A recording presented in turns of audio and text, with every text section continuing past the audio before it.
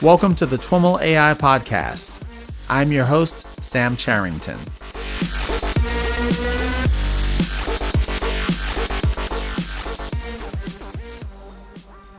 Before we get going, I'd like to send a huge thanks to LinkedIn for sponsoring today's show.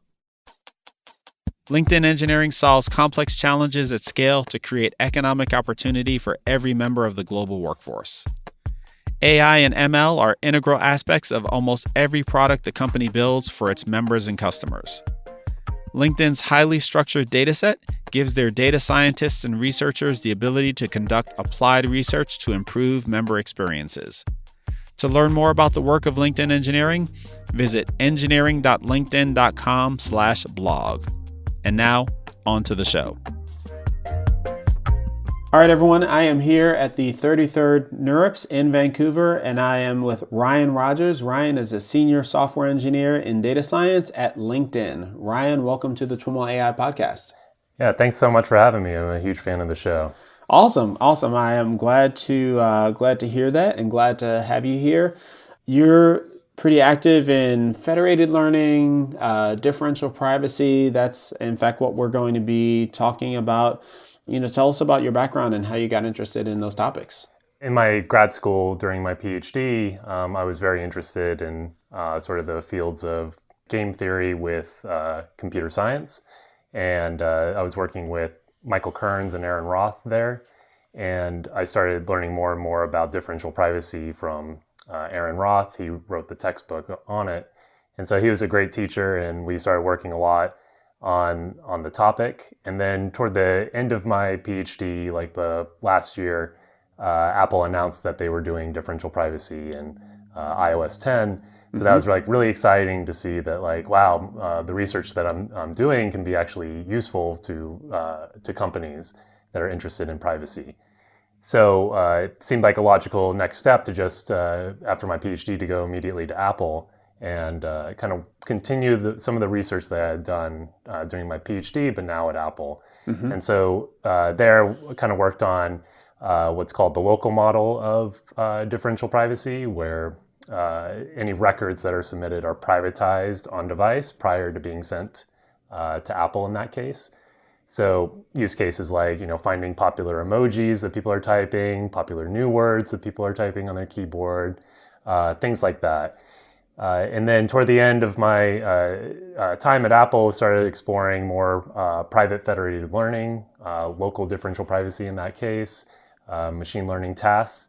And then I started learning more and more about some of the work that's happening at LinkedIn with differential privacy. And it was really exciting to me that it was like kind of a different model of differential privacy that was going on there, something that's called the central model of differential privacy, where data is collected and things that we want to do with the data set is privatized. So rather than in the local model, which can be restrictive in some settings, the global model can kind of open up a whole new class of problems that you can do. So that was really exciting to me. So after about 2 years at Apple, I then moved to LinkedIn, and that's where I am now, working on differential privacy there. Awesome. Yeah, we first started covering differential privacy on the podcast maybe a couple of years ago with a series of shows, which included Aaron. And so much has happened since then. I think, it's like the census is now using differential privacy. So many more organizations are talking about how they're incorporating it into kind of the way they do business, whereas before, differential privacy, and in particular, differentially private machine learning was, and also there's a TensorFlow library now. Yeah, a lot of open source projects. A lot of open source stuff. Exciting time to be in the field. Yeah. So in like 2016, when Apple announced they were doing differential privacy, that like spiked interest in the area. And now like the Census Bureau announcing that they're doing differential privacy is like even more recognition into the area. So it's really important to get like practical things to be differentially private and for more people to get engaged with the topic. Yeah. So you have a spotlight talk here at the conference on a paper that you contributed to, Practical Differentially Private Top K Selection with pay what you get composition. Yeah. So I feel like long we could title, spend sorry. the interview like just dissecting what all those words mean in this context. Right, yeah. What's the best way to go through that? So yeah, this was a really, really fun project with my colleague at LinkedIn, David Durfee. So when we first started working on a project at LinkedIn, we wanted to kind of use some off-the-shelf techniques from differential privacy. It's been an active research field for close to 15 years. So we were kind of handling a very basic task, like what are the top 10 articles that members are engaging with across LinkedIn?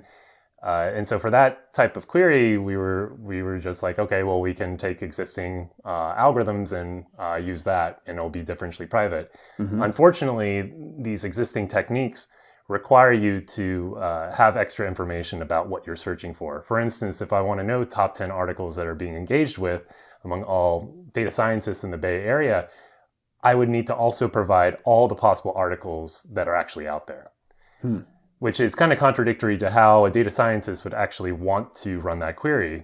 You would want to ask the data set, hey, what are the top 10 articles? Because I don't know what the articles are. As opposed to which of these millions of articles. Exactly. So my algorithm would have to know all the possible articles that are out there, which could be millions. Maybe I don't even know about it, about all the possible articles. And you would presume that those articles are in the data set. Is the requirement to know all of those in the data set, is that the issue there that it breaks the privacy aspect of it itself? Exactly. So like even articles that nobody clicked on, in differential privacy, you would have to think of this hypothetical world, this hypothetical data set, where one new member might be added to the data set, which might actually click on these other articles that didn't exist in the real data set that you're running things in.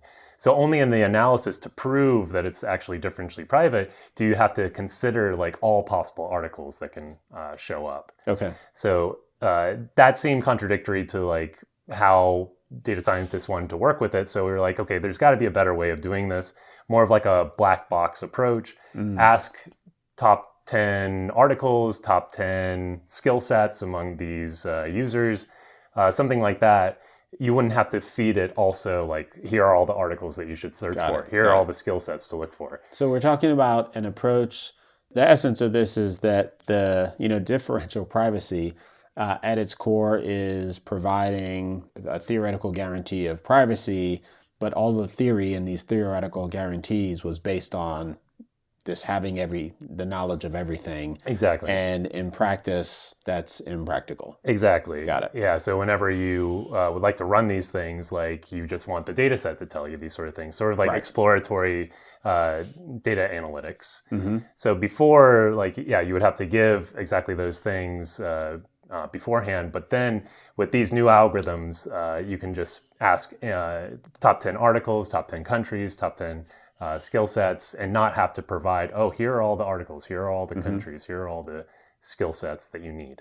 And furthermore, still have your differential privacy guarantees. Yes. It's not that you couldn't ask your database, select top 10 from whatever. It's that you can still get your differential privacy guarantees. Subject to differential privacy is always the constraint with these issues. Yeah. So the practical aspect of these algorithms are that you don't have to feed it the what we call the domain of the data set into these algorithms, and they could work on top of existing infrastructure. Say that you already have built at your company some very efficient top K solver, but we weren't considering differential privacy to begin with. Right, so you're taking this highly distributed data set that's located in lots of different areas, and you built this system that can run queries incredibly fast. So now, when you want to introduce differential privacy, you don't want to just totally bypass this existing infrastructure. Right. You want to be able to leverage that still with all of your queries. So that's where we wanted to apply our differential privacy algorithm, sort of as a layer on top of this existing infrastructure, so it wouldn't slow things down. You could still get the efficiency that you asked for while still getting privacy guarantees. So that's why what was so appealing about these algorithms, like the mathematics behind it is incredibly difficult, but the algorithms themselves are fairly straightforward. So in essence, like you would ask a top K problem, And rather than asking top K from the original existing system, you would ask like maybe top 2K, maybe a little bit more, fetch a little bit more data, get those results, and then add noise to those results and only release K, at most K results from that. And so that's essentially the algorithms that we propose, but proving that it's differentially private is a lot more difficult. It's surprising that your multiplier just needs to be 2 or on that order. Yeah, so that's kind of a parameter that you can tune. So depending on like how much slower can your computation be while still being usable. So ideally, you would just go to this existing infrastructure and say, give me all the data. But that might not be practical in some sense, because we think of the problem as, privacy is a constraint to the problem, but also runtime, also data storage. So we want to be mindful of all those things in terms of a practical system. So if you can run things, if things can take a little bit longer, go and fetch as much data as you possibly can. But if you can't, then maybe just a factor of 2 is enough. But utility will improve if you fetch more results. And so then the paper is primarily establishing this kind of the relationship between the number that you're requesting and this multiplier and your ability to still guarantee differential privacy? Yeah, so there are kind of 2 components to the paper. First is here are some algorithms that we consider very practical, that you can put a layer on top of existing systems and get differential privacy. It might slow things down a little bit because we have that extra parameter of fetching more data if you need. The other aspect of it is we also provide a way to sort of budget how much privacy you're allowing if somebody can interact with the system multiple times. So if I ask like a top K query, followed by another query, followed by another query, you're gaining more and more information about the data set. And so you want to sort of track how many accesses somebody has made about your data set while still preserving some privacy. So is that second part specific to the top K framing of this problem? It's one of the things I recall from previous conversations is that a big part of doing this in practice is like trying to figure out what this epsilon needs to be. Exactly. And so it's always a problem. It's not just in this top K sense. Yeah. So and it's impacted by the multiple dips at the exactly. So this privacy loss parameter, this epsilon, that's something that we need to track as we're interacting with it. So differential privacy, one of the great features about it is what's called composition. So that if I run one differentially private query followed by another one, it's still differentially private, although with slightly worse parameters because I've gained more information about it. So you can sort of budget for, if I am comfortable with this much privacy loss over my entire interaction with the system, then I'm just going to track how many interactions they make and just shut off access after a certain amount of time. But what's the new contribution of this work is what we call pay what you get composition, which our algorithms, you can think of it as like maybe a deficiency of them, is if you ask for top 100 results, it might return only 20 results. And the reason why is because there might be lots of ties in your results so that it doesn't know how to rank them. And so rather than releasing a full 100 results, it might return only 20. And so typically with differential privacy, your privacy budget would have to deplete by the number of things that you requested, not how many things you actually got. So if I asked for 100 things, my privacy budget would deplete by 100, even if I got only 20 results. So we provide a new composition technique that allows you to only pay for the number of results that you get, so that if I have a total budget of maybe 100 accesses, I can ask like a top 100, and then if I only get 50 results, now my budget only dropped by 50. I can ask another query, and maybe I only get like 25 results, and so I can keep asking until a full 100 is exhausted. Whereas before, if I asked for a top 100 and only 10 were returned, I would be done with my interaction. Are there constraints imposed on the way the presented results of a tie are selected? Yeah, so the ties are an issue for the algorithm because we have to introduce a threshold as well. which kind of intuitively for privacy constraints, not even thinking about differential privacy, but privacy in general, if counts are sort of below some value, you would think of those as being really sensitive. Maybe only a few people actually use that or viewed that article or typed that URL. So we inject some threshold, and it might be the case that there's like several articles that are actually at or below that threshold value. And so if that's the case, then if there's sort of lots of small counts, we're only going to release fewer results. Okay. You mentioned that the first part of the paper is presenting several algorithms. How are the different algorithms differentiated? Yeah, so that's a great question. So the privacy guarantees that we can give with these algorithms are what's called user level. And so this is in distinction with some of other practical works of what's called event level differential privacy. And so if you think about it, event level differential privacy is a lot, maybe an easier constraint to the problem, because it's protecting the privacy of any one action a user makes, maybe like one click or one page view. But with user level privacy, what you want to do is you want to protect all actions that a user could possibly make over the entire thing. So if a user is actually engaging with multiple articles, then you want to protect the privacy of all of those articles that user viewed.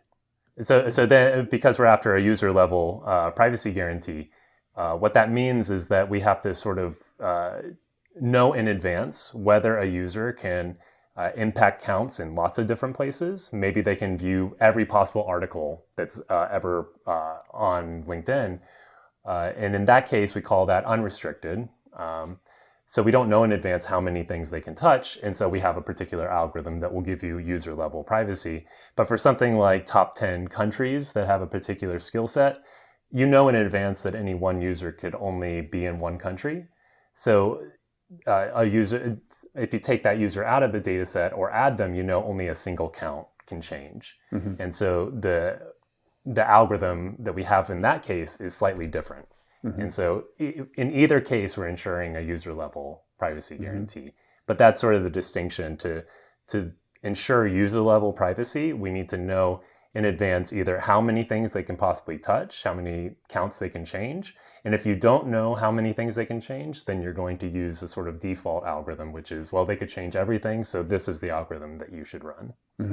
So practically speaking, who are the users in this scenario? Is this Sam as the user using the LinkedIn app, web or mobile, where I don't tend to see counts or something like that? Or is this like an internal LinkedIn user who has access to do, reporting on articles and things like that, but you still want to protect the privacy of the user base? Right. So the existing like differential privacy system at LinkedIn sort of handles data analytics or reporting for users, so that we can provide like ad analytics, content analytics, profile view statistics, that sort of thing.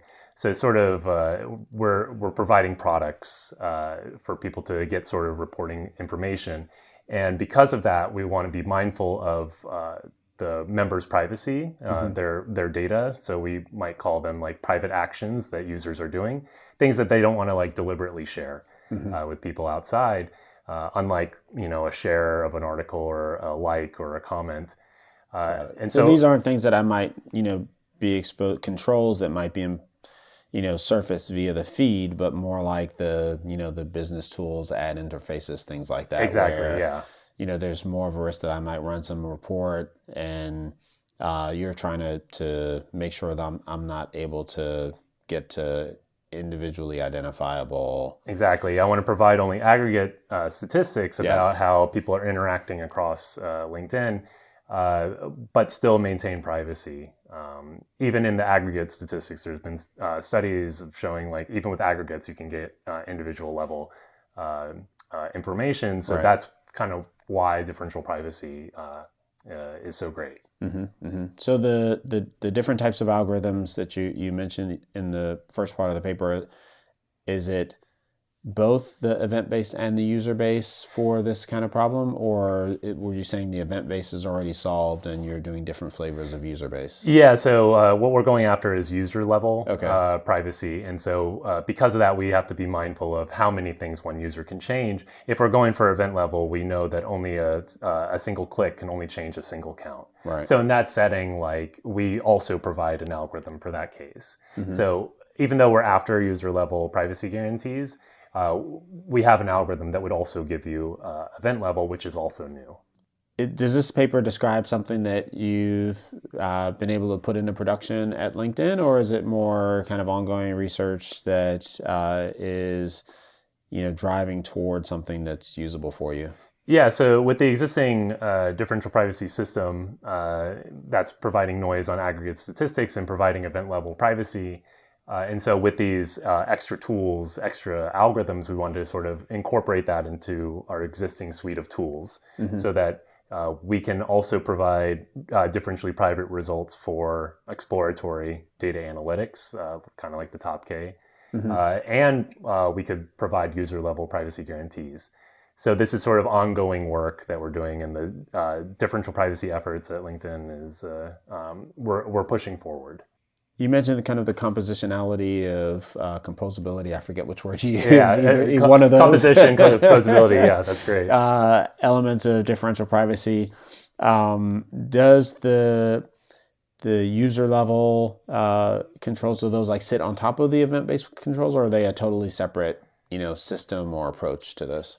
Yeah, so with the composition, we have to think of not just algorithms that are providing differential privacy, but we also have to have sort of a tracking of like how many accesses are they making with my system, and then deducting things based on whatever queries they're asking. So you can kind of think of these as like kind of two components. Like there's sort of the algorithm side of things, and then there's also the budget tracking.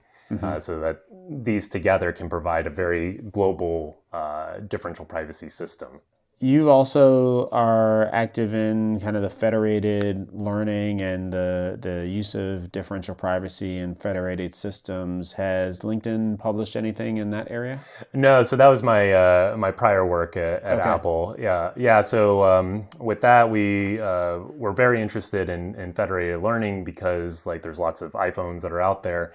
It'd be great if we could just push training on device.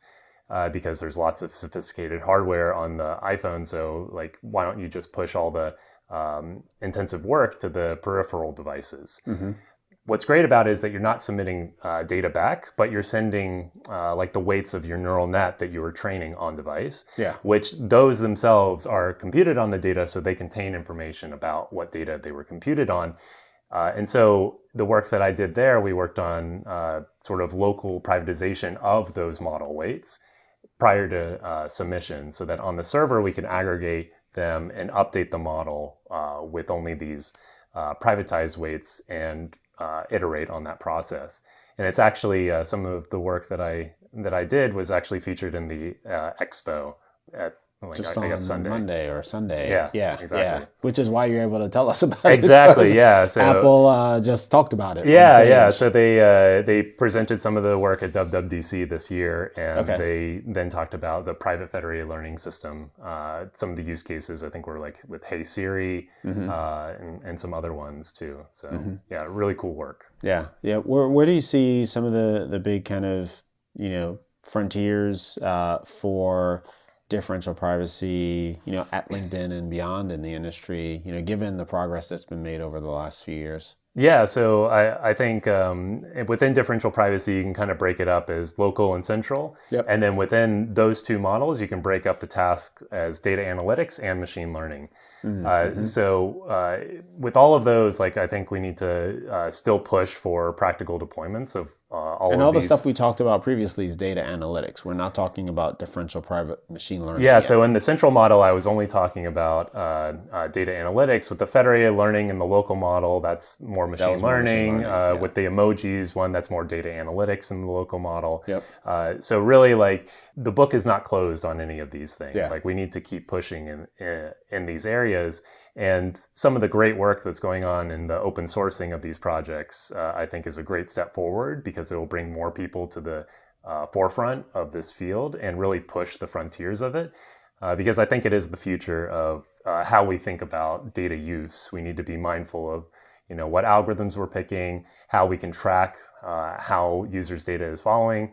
And so some of the open source efforts, like there's the work from Microsoft collaborating with Harvard, pushing this differential privacy open source platform.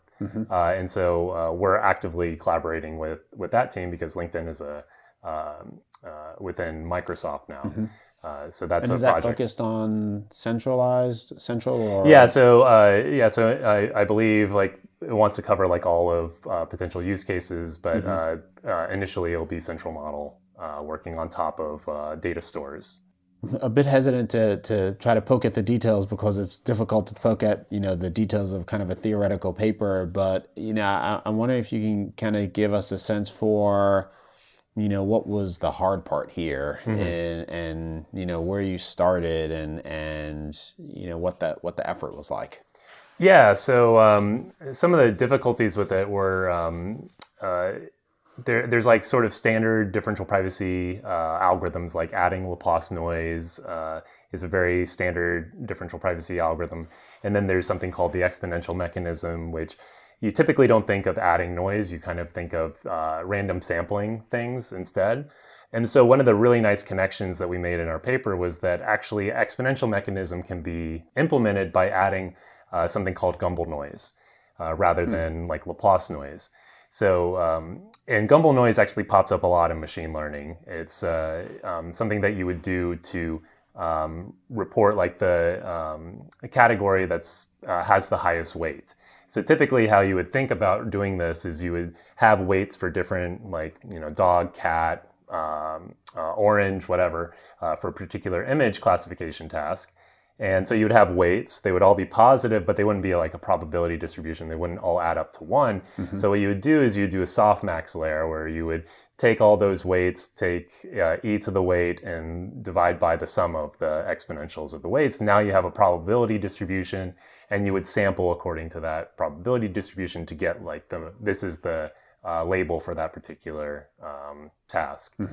Now, you don't typically do this in practice. What you do is you stop at the weights and you add Gumbel noise to all of those weights and report the category that had the highest noisy value. And this is called the Gumbel max noise trick. Okay. And so it turned out that we could use that with the exponential mechanism to get a differentially private algorithm. Now, one of the limitations of it is because it's differential privacy, Gumbel noise itself, you cannot release the counts and satisfy the differential privacy condition. You can only release the element that was the max. So you don't know like why it was the max. Like it was the max because the value was 45 or something. You only know that this was the most popular one. This one was the one with the highest weight. And so with that connection of exponential mechanism with Gumbel noise, we were able to take existing algorithms like typically how you would solve top K, you would use the exponential mechanism K different times.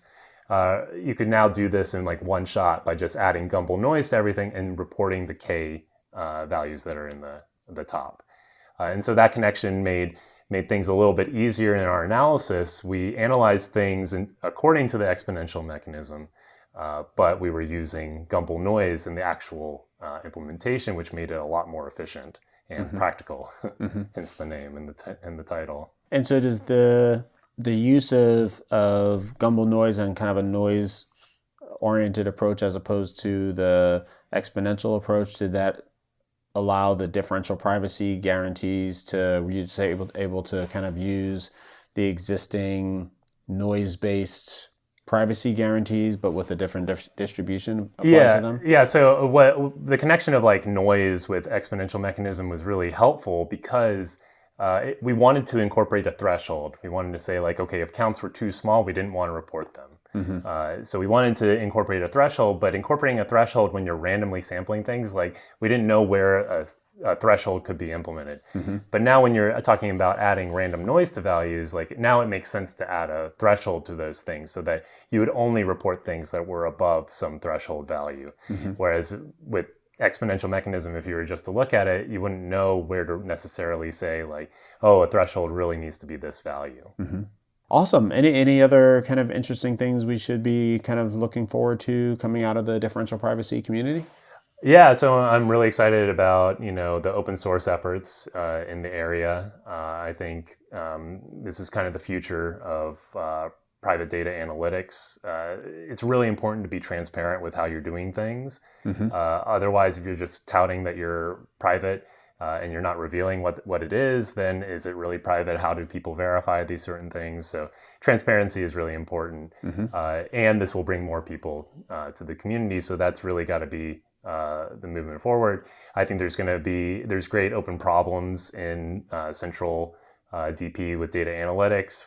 Within machine learning, there's lots of open problems. I think that still needs to have a lot of consideration from people in industry to make them practical, rather than trying to go after just pure theory. Try to make things actually work in practice and at scale.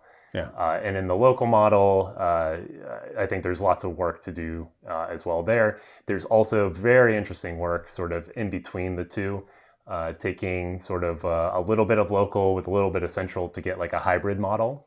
So I think that's an incredibly interesting push forward to think of like various models of privacy. And sounds like it would be a lot harder in that case to kind of provide these, general privacy guarantees. Yeah, so there's even in the local model, like the guarantees are local as opposed to, local relative to some centralized thing. Yeah, so I think for that, you kind of take a step back and you're like, well, where's the privacy of my system? Because maybe the privacy parameter is the same in all of these things, but one just feels more private than the other. And it's because you're sort of shifting this trust barrier. In the local model, like the trust is like on your device. Like I know that I'm privatizing it before I'm sending it. In the central model, the trust boundary is not at data submission, but more at wherever I want to build an application. That's where my privacy trust barrier is going to be. And the model in between, there's like, well, maybe there's some things internal to my company that I want to protect the malicious internal employees from accessing these data sets. So I want to introduce some noise at that level, but maybe not as much as what I would be comfortable with as if I want to just publicize this model and have deploy this on all devices out there. So sort of the trust boundary, like you can sort of think of various models of privacy, whereas the privacy parameter might be the same in all of them. You're shifting the trust. Well, Ryan, thanks so much for taking the time to share with us, a little bit about what you're up to. Absolutely. Really appreciate you having me. Thank you. All right, everyone, that's our show for today. For more information on today's show, visit twimlai.com/shows. As always, thanks so much for listening, and catch you next time.